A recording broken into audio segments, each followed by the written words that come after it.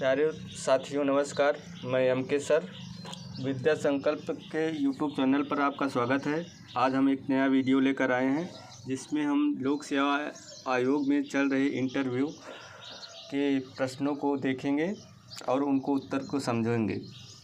ये प्रश्न दिनांक 28 फरवरी 2026 को पूछे गए थे, जिनमें से कुछ प्रश्नों को उत्तर हम देखेंगे। प्रश्न है, अकबर और अशोक को महान क्यों कहा जाता है? उत्तर, सम्राट अकबर को उनकी धार्मिक सहिष्णुता, सुलह-ए-कुल की नीति, राजपूत नीति, प्रशासनिक सुधार, मनसबदारी प्रणाली और साम्राज्य विस्तार के कारण महान कहा जाता है। उन्होंने विविधता में एकता को बढ़ावा दिया। सम्राट अशोक को कलिंग युद्ध के बाद अहिंसा, धम्मनीति, प्रजा कल्याण, शिलालेखों द्वारा नैतिक शिक्षा और बौद्धिक धर्म के प्रचार के कारण महान कहा जाता है। दोनों की विशेषता यही थी कि मानवता, शासन और सहिष्णुता को उन्होंने प्राथमिकता दिया। एक अन्य कैंडिडेट से पूछा गया था कि ताशकंद समझौता क्या था, तो देखते हैं इसके बारे में। 10 जनवरी 1966 को भारत और पाकिस्तान के बीच 1965 के युद्ध के बाद हुआ। इसमें युद्ध विराम, जीती हुई भूमि लौटाना, आपसी संबंध सुधारना और विवाद शांतिपूर्ण तरीके से सुलझाने का निर्णय लिया गया। इस पर भारत के प्रधानमंत्री लाल बहादुर शास्त्री और पाकिस्तान के राष्ट्रपति अयूब खान ने हस्ताक्षर किया था। और प्रश्न पूछा गया था कि एसडीएम होकर सरकारी ज़मीन से अवैध कब्जा कैसे हटाएंगे? यदि आप एसडीएम हो जाते हैं तो कैसे हटाएंगे? तो इसका संक्षिप्त उत्तर इस प्रकार से है। सबसे पहले तो हम अभिलेखों की जांच करवाएंगे, उसके बाद नोटिस देकर कानूनी प्रक्रिया को अपनाएंगे। राजस्व एवं पुलिस बल की सहायता से अतिक्रमण को हटाने का प्रयास करेंगे।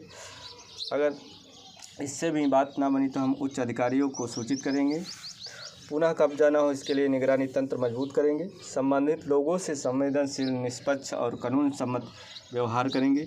यदि वर्ग गरीब वर्ग है तो वैकल्पिक पुनर्वास पर भी विचार करेंगे। प्रश्न ऐसे भी पूछे गए कि देश का सबसे बड़ा आतंकवादी हमला कब और कहां हुआ? भारत में सबसे बड़ा समन्वित आतंकी हमला 26 नवंबर 2008 को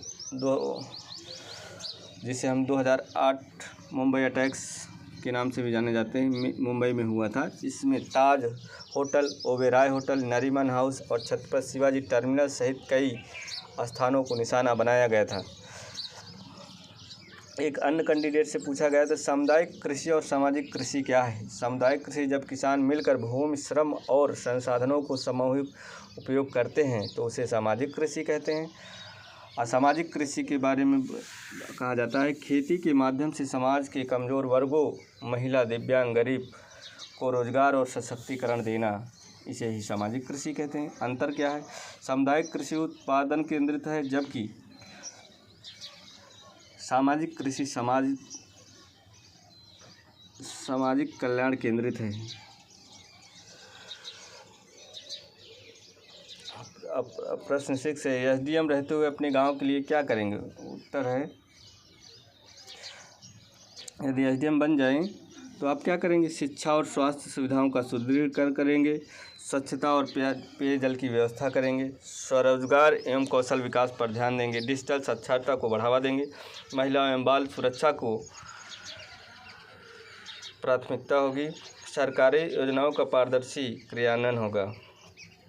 प्रश्न 7 है, गांव में दहेज प्रथा पूछा गया था कि गांव में दहेज प्रथा को कैसे रोकेंगे? तो इसको रोकने के उपाय हैं, जागरूकता अभियान चला करके, पंचायत एवं धार्मिक नेताओं की भागीदारी को बढ़ा करके, स्कूल स्तर पर नैतिक शिक्षा को पाठ्यक्रम में शामिल किया जाना चाहिए, दहेज निषेध अधिनियम का कठोर पालन करना चाहिए, सादगीपूर्ण विवाह को प्रोत्साहन देना चाहिए, सामूहिक विवाह योजना पे बल देना चाहिए।